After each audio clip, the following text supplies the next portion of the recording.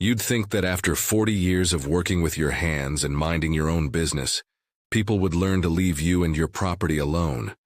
But apparently, some folks in homeowners associations never got that message. My name's Tom Harris. I'm 68 years old, retired from construction, and I run a small woodworking shop behind my house in northern Georgia.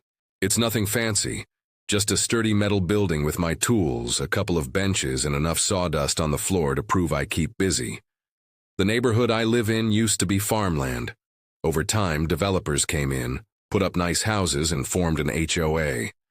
I didn't have much to do with them. My property line sits just beyond the edge of their community, but technically, part of my land falls under their easement. That's where the trouble started. One Monday morning last spring, I walked outside with my coffee and heard the rumble of engines. Trucks, bulldozers, men with clipboards. It looked like a small construction crew setting up shop about 50 yards from my building. I walked over and asked what was going on. The foreman said, "We're putting in a new access road for the HOA. It's going to run right behind these homes here." "Behind the homes?" I said, pointing toward my shop. "You mean through my property?" He looked at his notes and said, "That area is listed as common ground." I laughed. "Common ground? I built that workshop myself 20 years ago. I've got the deed and the tax bill to prove it." He shrugged and said, "Talk to the HOA, sir. We're just following the site plan." That's when my blood started to boil. I marched down to the HOA office, a little tan building with shiny new signs out front. Inside sat the president, a woman named Sharon. She was in her 50s, dressed sharp, and had the kind of smile that looked polite but wasn't friendly. I said, "Ma'am, your crew is cutting a road through my shop. Literally, they've got stakes running right through my foundation." She didn't even look surprised. "Oh yes, we had to make some adjustments to the property lines for the new road. It's part of our community expansion plan." "Adjustments?" I said. "You can't just adjust my property line." She gave a little shrug. The HOA board voted unanimously. The county approved the project. It's all legal. I walked out before I said something I'd regret. That night I pulled out my property records.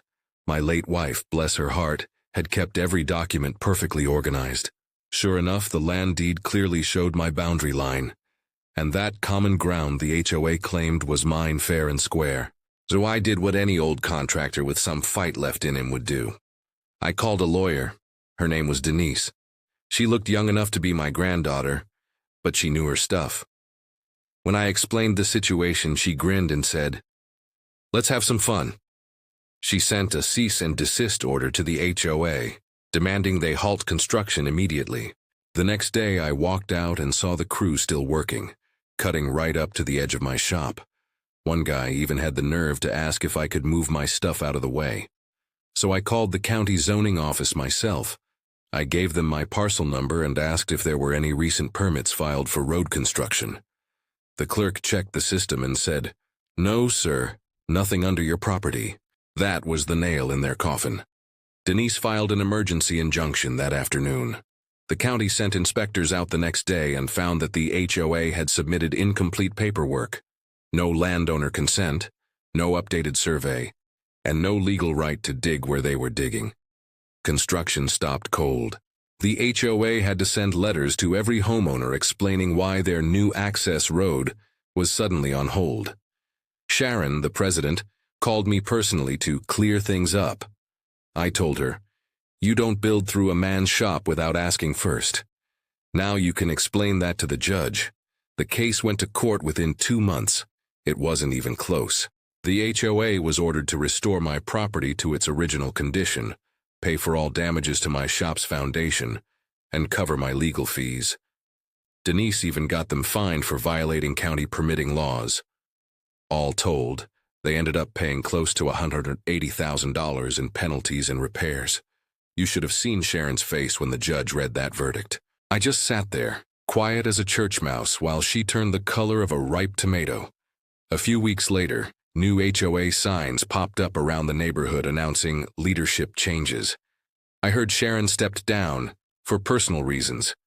The new board sent me a formal apology letter and even offered to pave the entrance to my driveway at their expense. I told them I appreciated the gesture, but I'd prefer they just stay on their side of the fence. Now my workshop's back in shape, the road project's gone for good, and peace has returned to the neighborhood. Every time I fire up my table saw, I smile a little, remembering how close they came to paving over my life's work. The HOA thought they could push around an old man with a shop full of sawdust. Turns out, they built a road straight into their own mistake. So if you enjoyed this story and you believe in standing your ground no matter who's on the other side, make sure to like, share, and subscribe for more true stories where the little guy fights back and wins.